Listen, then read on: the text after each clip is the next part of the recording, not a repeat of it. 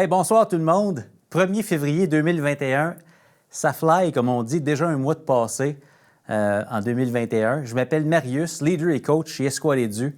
C'est un bonheur et un privilège d'être avec vous ce soir. Merci d'être là. Merci de vous présenter un lundi soir pour parler de pédagogie. Puis c'est vrai, comme le disait M. Roy, peut-être que le titre est accrocheur un petit peu, l'importance de faire sa chambre. On va y arriver, on va y arriver.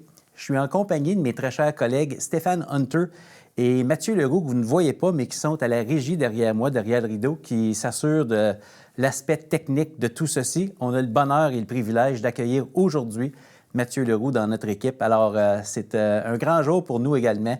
Très fiers d'accueillir Mathieu dans notre belle équipe. Mais vous prenez du temps un lundi soir. Vous vous demandez peut-être c'est quoi le lien entre la pédagogie et faire sa chambre. C'est le thème de ce soir, comme on va l'afficher à l'écran. Vous avez peut-être vu ces diapos-là passer dans les médias sociaux. On est déjà à mi-chemin pratiquement dans les webinaires 6 pour les parents qui nous aident à répondre à cette question-là. Toujours, tous les lundis soirs, on répond à cette question-là, mais en abordant différents thèmes, différents angles. Comment faire pour appuyer nos enfants dans leur parcours scolaire en ce moment? C'est la question de l'heure. C'est la semaine des bulletins. Donc, c'est la semaine où on va prendre conscience d'où nous en sommes et ce qui a mené là. Puis ce qui est le fun dans tout ça, c'est que la pédagogie, c'est dans le fond le véhicule qui nous amène à ces résultats-là. Puis je parle de pédagogie au sens large.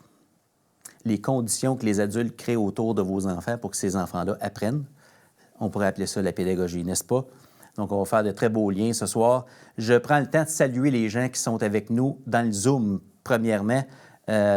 Marie-Ève Turcotte, tu étais là d'avance, c'est bien correct. Merci d'être là. Il y a Olivier Ross. Moi aussi, je suis vraiment content que tu sois là, mon cher Olivier. Il y a Stéphane, c'est son ami. Il y a l'équipe de la FCPQ qui est là également. Il y a plusieurs participants qui sont là.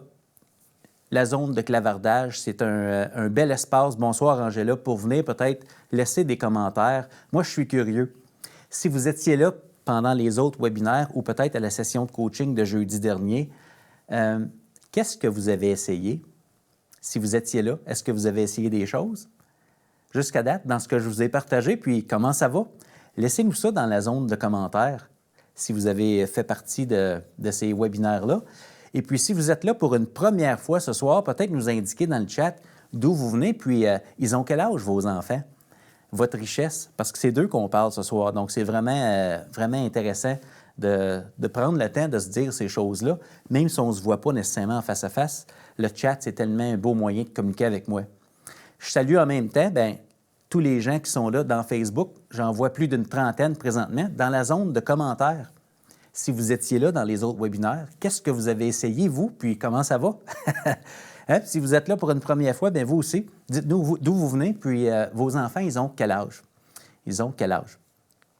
Donc, c'est vraiment intéressant de vous voir là. Guy Boucher qui nous dit « Nos enfants ont 10, 13 et 15 ans. » Frédéric Guérin, Lévis, tu viens de Lévis, donc 9, 19 et 21, donc des enfants sortant du système scolaire, n'est-ce pas? Oui, de toute beauté.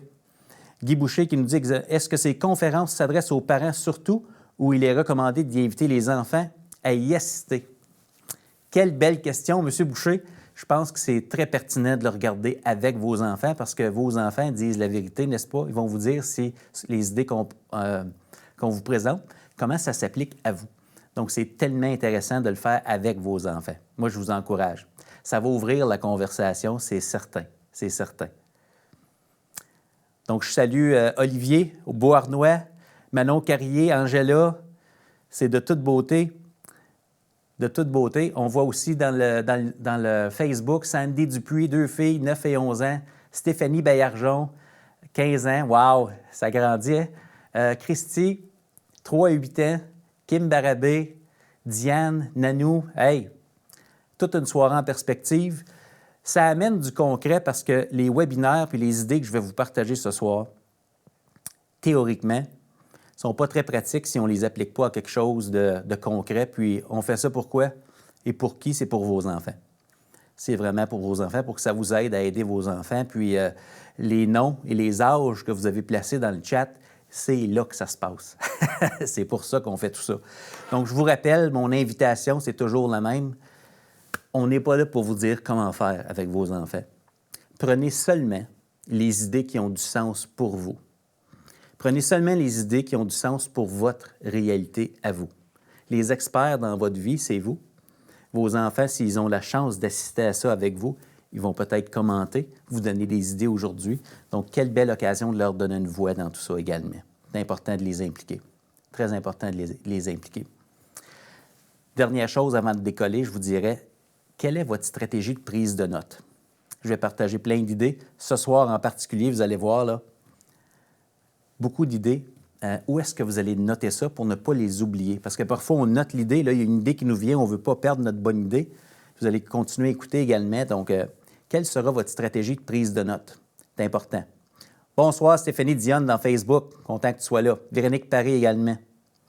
Des beaux commentaires dans le Zoom. Marie-Ève et Hélène, Eléa, qui partagent des choses vécues. Allez voir ça si vous êtes dans le Zoom. Je décolle ce soir parce qu'on va faire des liens importants entre la pédagogie qu'on utilise en tant que parent. Parfois, on n'est pas conscient, mais on en a une pédagogie. Et ce qui se passe dans les écoles, mais pas nécessairement seulement pendant la pandémie, mais l'école en général, qu'est-ce qu'on visait et qu'est-ce qu'on vise toujours, même en contexte de pandémie, pour nos enfants. Pour nos enfants, on va faire des parallèles avec ça. Et je commence avec une superbe vidéo qui démontre le rôle important des parents. Dans la vidéo, vous allez voir les mères surtout, mais c'est les parents en général. Gardez ça, comment on apprend et ce que ça requiert. On revient dans quelques instants.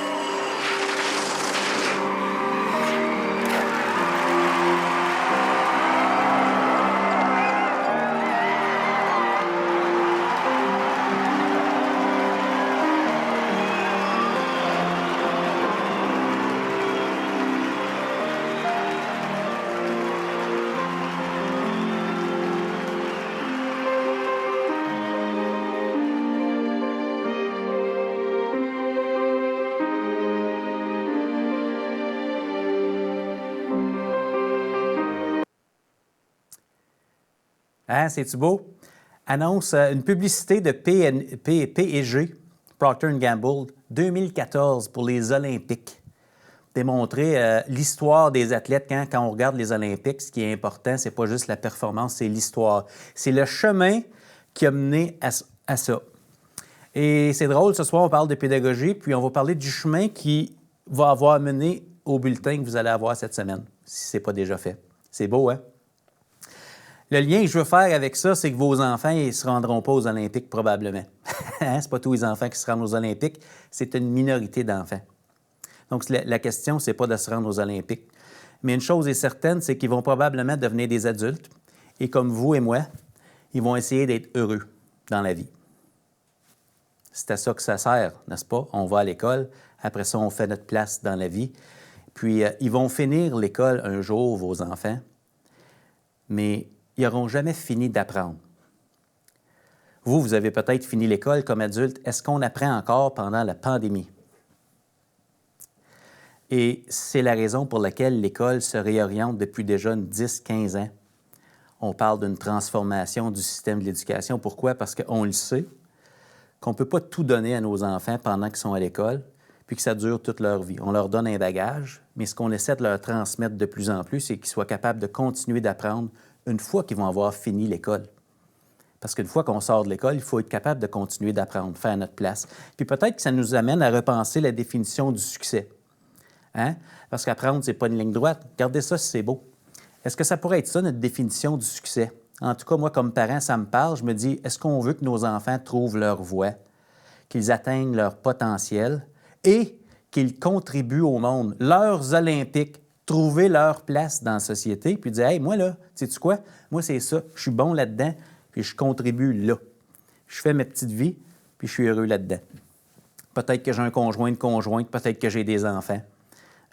On est en mouvement continu. Et ce qu'on sait en apprentissage, on l'a vu dans la vidéo, hein, regardez ça, c'est beau.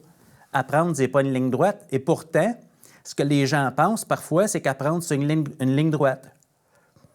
Et ce qu'on sait, c'est que c'est à droite du visuel. Ce que c'est réellement apprendre, c'est que c'est loin. C'est tout sauf une ligne droite. En d'autres mots, on n'apprend pas du premier coup. Pas toujours, en tout cas. Pas toujours. Une bonne question à vous poser, c'est est-ce que vous avez décidé du jour où votre enfant a commencé à marcher? Hein? Vous êtes voir ça un soir entre parents et vous dites, hey, sais-tu quoi, je pense que la petite ou le petit, là, il va marcher telle date, il va marcher. Oui. Ça, c'est le programme. Non, on ne décide pas. Hein? On crée les conditions, on soutient, puis à un moment donné, notre enfant va marcher. Il y en a qui marchent à 7 mois, 8 mois, il y en a d'autres qui marchent à 15 mois, mais ils finissent par marcher, nos enfants. Vous me suivez? C'est là mon lien avec la pédagogie. J'ai constaté ça. J'ai constaté ça parce que je suis devenu enseignant et je suis devenu parent à peu près en même temps dans ma vie. À l'époque, j'étais enseignant de français au secondaire, puis j'ai comme appris la pédagogie à l'école et j'ai appris et développé ma pédagogie en tant que parent. Oui, oui. Et ce que j'ai découvert, c'est que dans les écoles, on a des attentes très élevées. Parfois, on aimerait ça décider quelle date les enfants vont apprendre ce qu'ils ont à apprendre. On a un programme, on veut décider de la date. Vous me suivez? C'est tout un défi. Puis pour illustrer ça, je vais utiliser un exemple classique que j'utilise, c'est l'exemple de ma fille Juliette quand elle a appris à faire du vélo avec moi. Parce que je devenais enseignant puis je devenais père de famille pratiquement en même temps. Regardez ça, c'est beau, cette image-là. Ça, c'est à peu près notre vécu. En vélo, hein, je ne sais pas si vous avez un vélo, mais si vous avez un vélo, c'est probablement ça l'image qui reflète notre développement. On commence à 3 roues, l'image du centre. Ensuite de ça, à droite, on met des petits trous, des roues d'appoint. Et puis, quand on est prêt, on enlève les petits trous. Il y a un adulte qui nous dit « Hey, enlève les petits trous en arrière, imprète la petite. » Puis, on roule à 2 roues, puis on est libre, on est autonome. Hein? Comme père de famille, on dit que c'est le gros bon sens. Comme enseignant, j'apprenais qu'on appelle ça de la différenciation pédagogique, mais c'est la même chose. C'est la même chose. Donc, quand est venu le temps de l'essayer avec ma fille Juliette, c'est venu le temps qu'elle apprenne à faire du vélo avec moi. On est sortis dehors, elle avait son vélo, elle était très stressée. Elle dit « Pap », elle m'appelle Papy, ma fille, elle dit « Pap, est-ce que je peux aller dans le gazon? Parce que si je tombe, ça va faire moins mal. Puis en plus, je peux pédaler plus fort avec la friction du gazon. Le vélo avance moins vite. » Bien oui, on va aller dans le gazon, pas de problème, on rassure. Quelques minutes plus tard, je regarde mon épouse. Penses-tu qu'elle est prête? Tiens, on va aller sur l'asphalte. Viens, Juliette, on va aller sur l'asphalte, on va le laisser. Donc là, je me place à côté du vélo. Là. Je tiens la selle en arrière, puis je tiens le guidon sur le côté, puis elle me regarde avec des yeux intenses, puis elle me dit « Tu me lâches pas, là! » Je dis « Ben non, mon amour, je te lâche pas. » Je fais un clin d'œil à ma femme. M'a lâché certain, hein? Quelle sorte de père de famille serais-je? Je l'ai lâché, puis elle l'a réussi.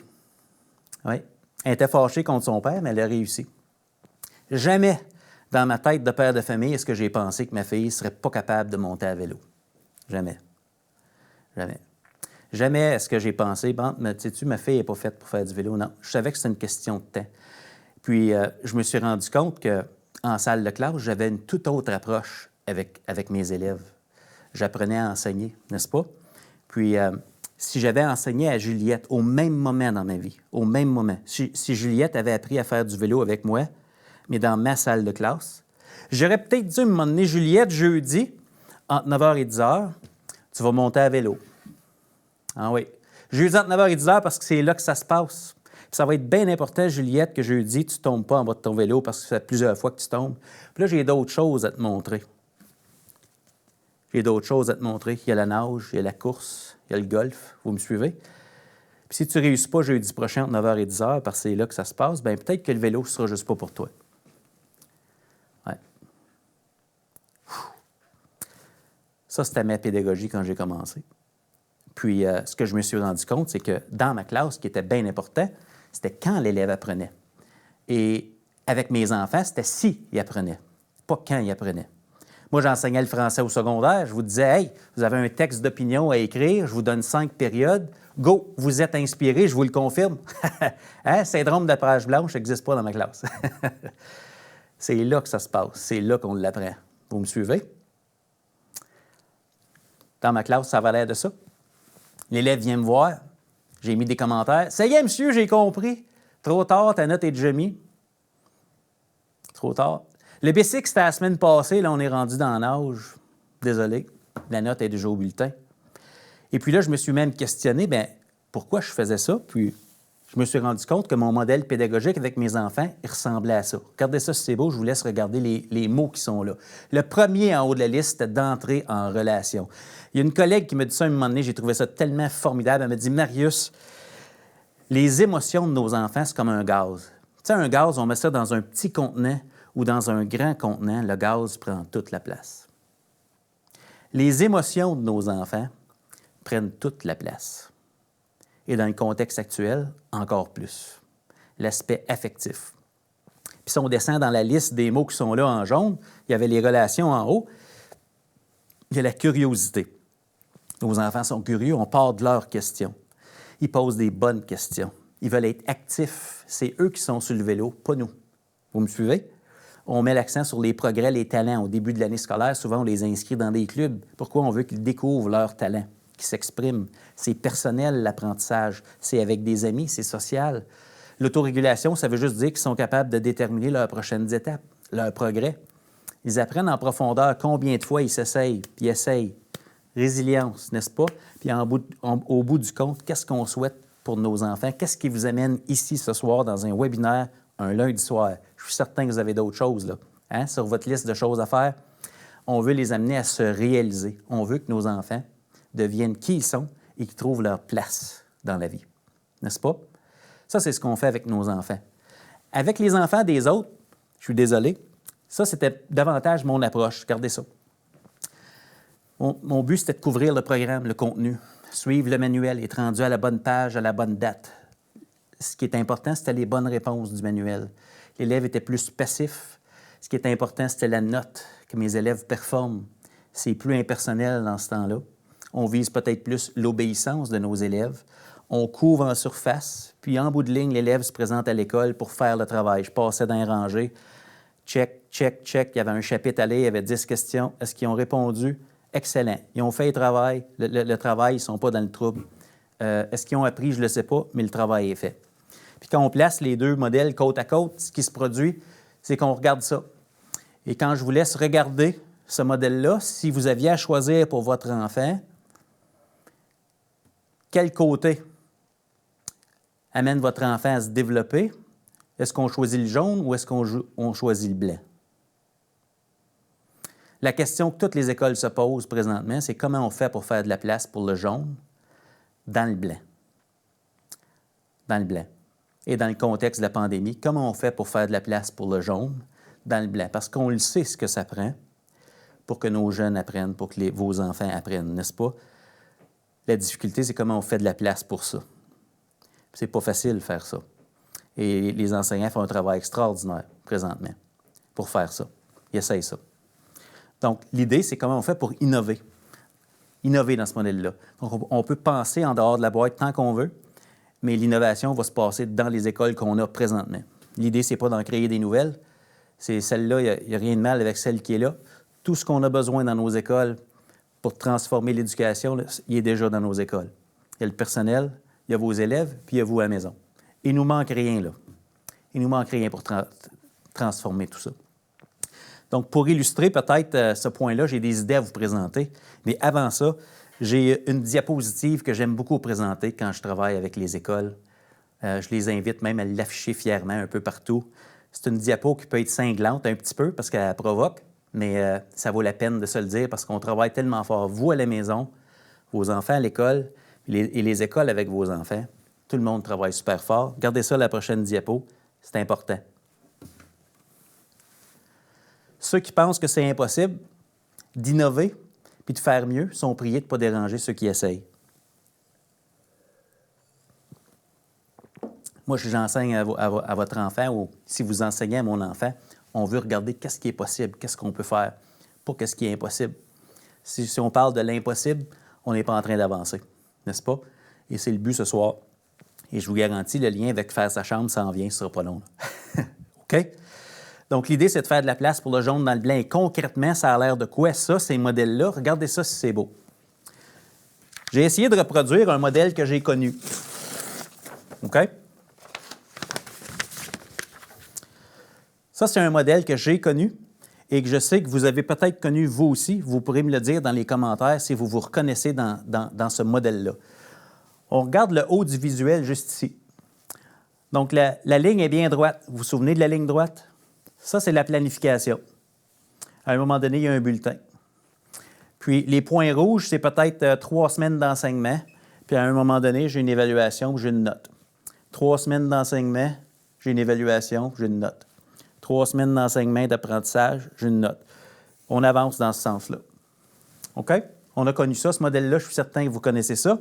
Et le modèle pédagogique que moi, j'ai connu, le plus fréquent, en tout cas, c'était ça. On me fournissait une explication, on me donnait un travail, et je recevais mon travail avec une note et les corrections en rouge sur ma copie.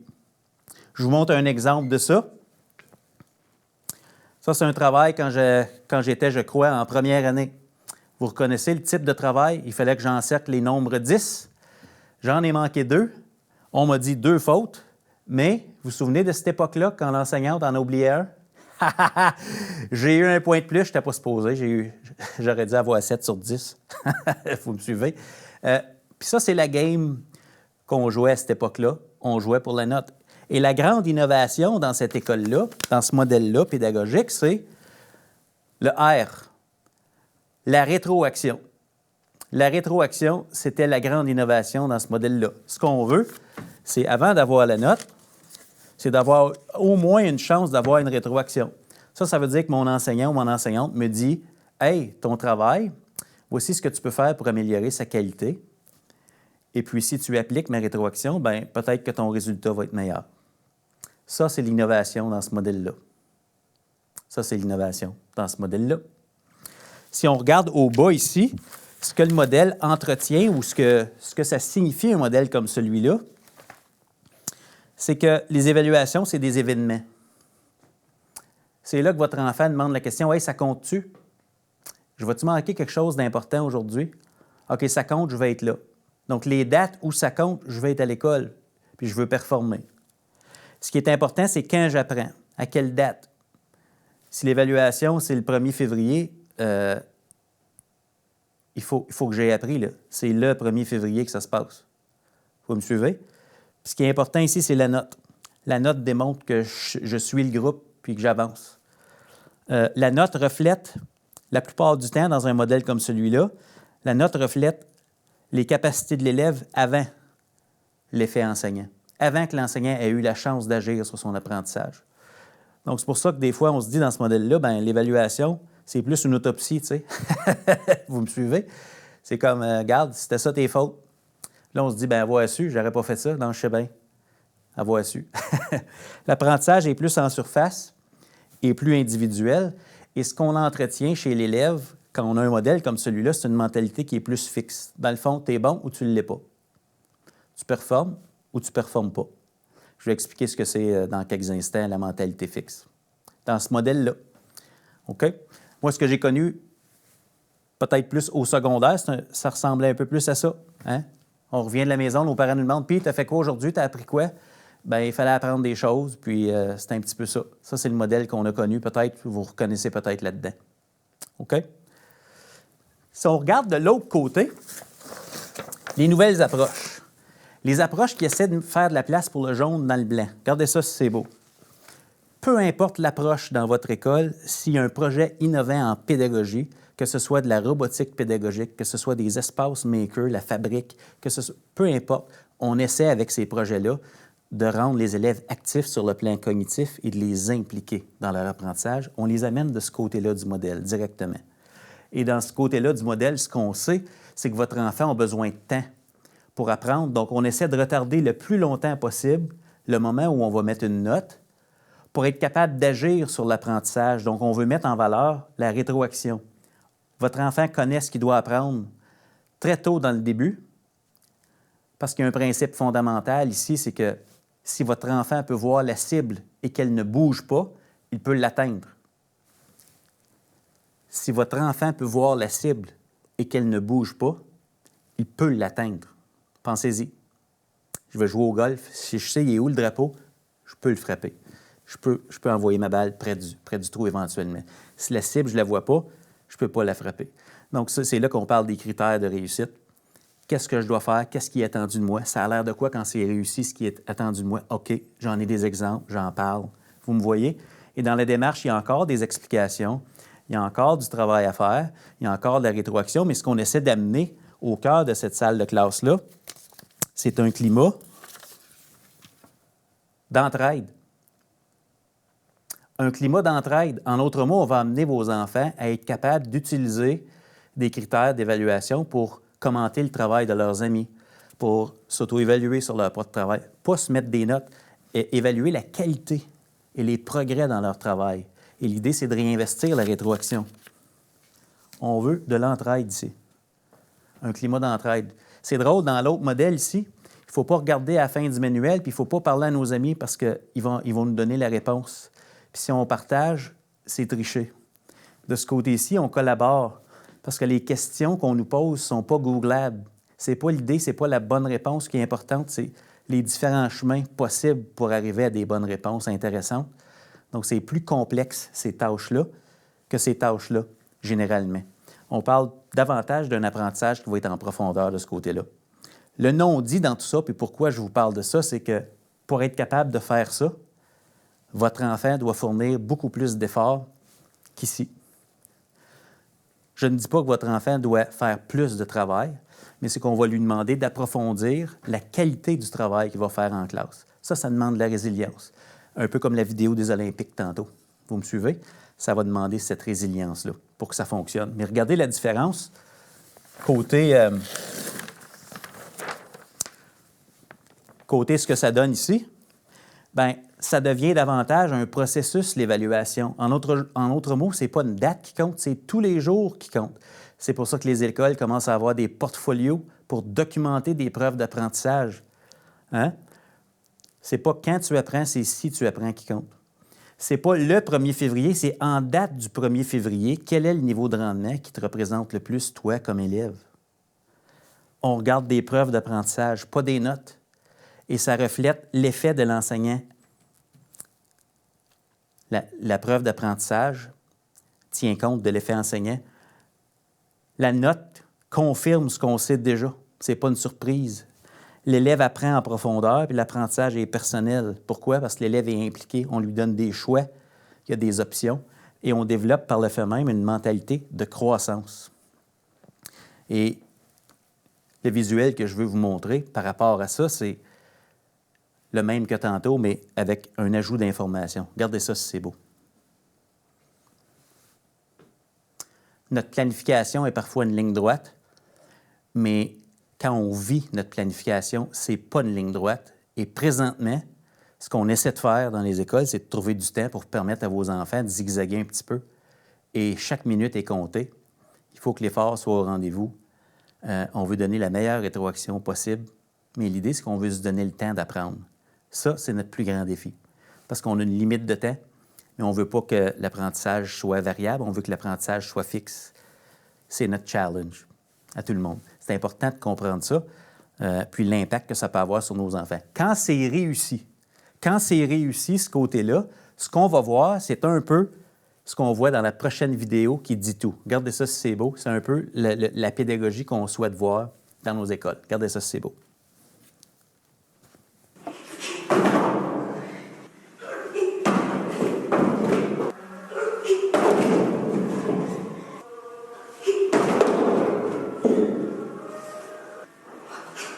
On fallait.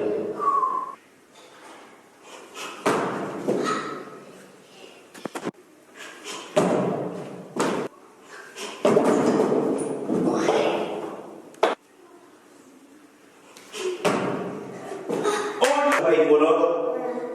Mitunia. Pas la route, je vois. Ok. Voilà.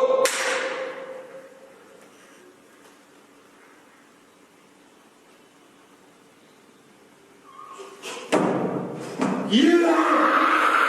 Yeah!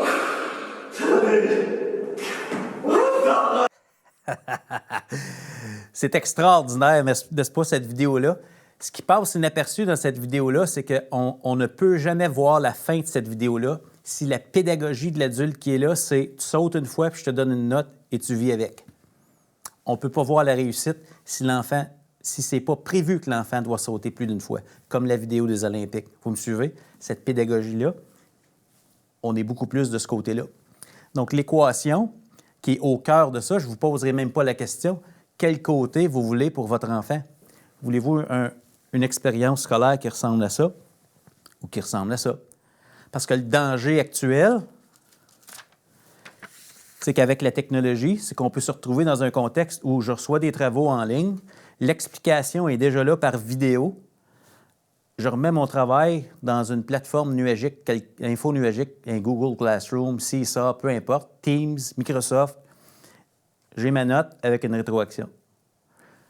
Si on a une pédagogie qui ressemble à ça, chaque jour, pendant toute une année, peut-être qu'on va manquer un peu de temps pour l'apprentissage en profondeur. Vous me suivez?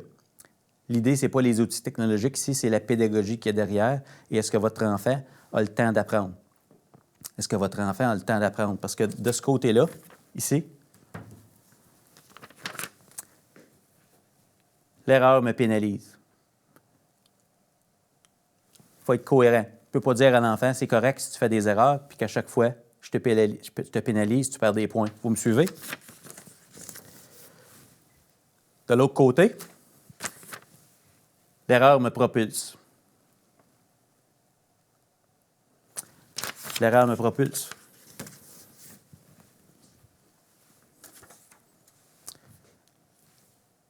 Tout se joue là. Derrière la prochaine équation, regardez ça si c'est beau. La prochaine équation qui dit tout, qui vient de Carol Dweck pour la mentalité de croissance. Une femme extraordinaire, belle publication, Changer d'état d'esprit, la nouvelle psychologie du succès. E plus S plus A égale j'apprends. Effort plus stratégie plus l'aide des autres égale j'apprends. Et la pédagogie que je viens de vous présenter, c'est un peu ça. Votre enfant arrive à l'école et lui, qu'est-ce qu'il fournit? Il fournit l'effort. Ensuite de ça, qu'est-ce qu'on fait? On va lui donner des stratégies à utiliser pour s'améliorer. Et qu'est-ce qu'on va faire? On va lui donner de l'aide, l'entraide. Ça veut simplement dire que ce n'est pas toujours l'enseignant qui donne l'aide. Les autres élèves sont actifs et sont capables de s'entraider parce qu'on les outille à être capables de s'entraider et à atteindre la cible qu'on vise ensemble. Ce n'est pas la cible de l'enseignant, c'est notre cible. Vous me suivez? Ça, c'est l'équation. Puis l'impact que ça va avoir sur votre enfant, c'est cette diapo-là.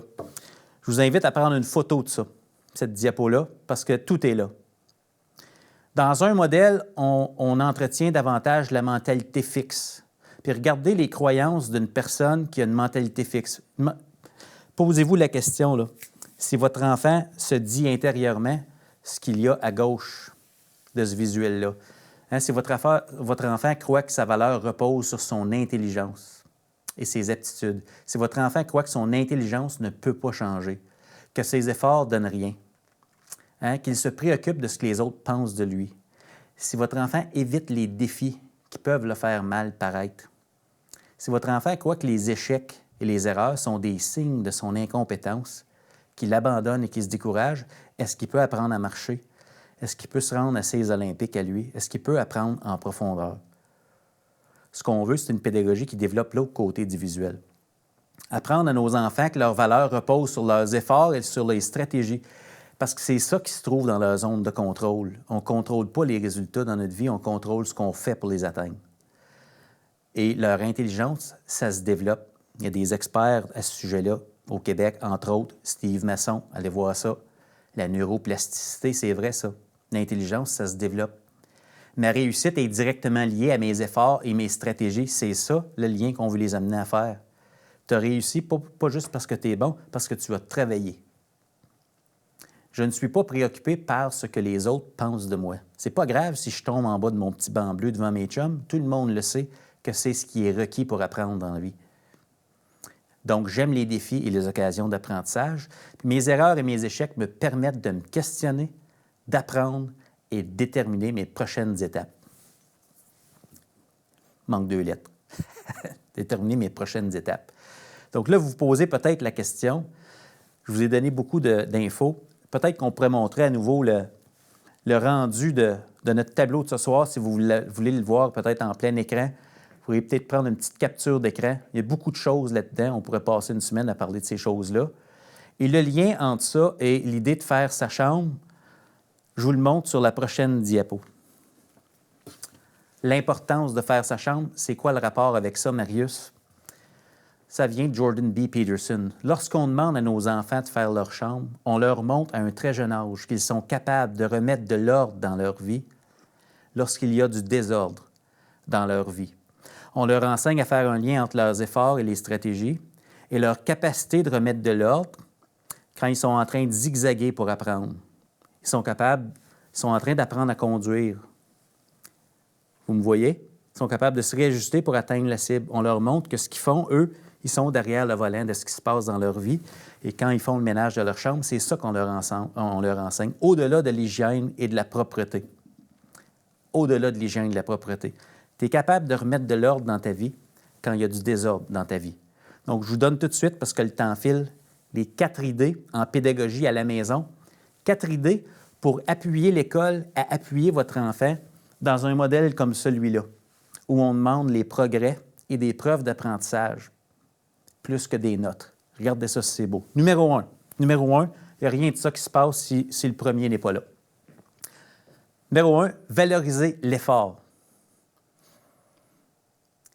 Première chose que votre enfant compte. Il n'y a pas un enfant qui ne peut pas fournir un effort soutenu. Il n'y a pas un enfant. 2, on veut miser sur la qualité des habitudes de travail. Comment votre enfant s'y prend pour travailler. Hein? Comment je m'y prends pour travailler, comment je m'organise, mes méthodes, mes stratégies. Vous me suivez? Comme parent à la maison, on ne peut pas vous demander d'enseigner. Hein? Mais le rôle probablement le plus important dans tout ça à la maison, quand votre enfant est en situation de travail, il est en train d'apprendre, il est derrière le volant de son apprentissage, c'est le numéro 3.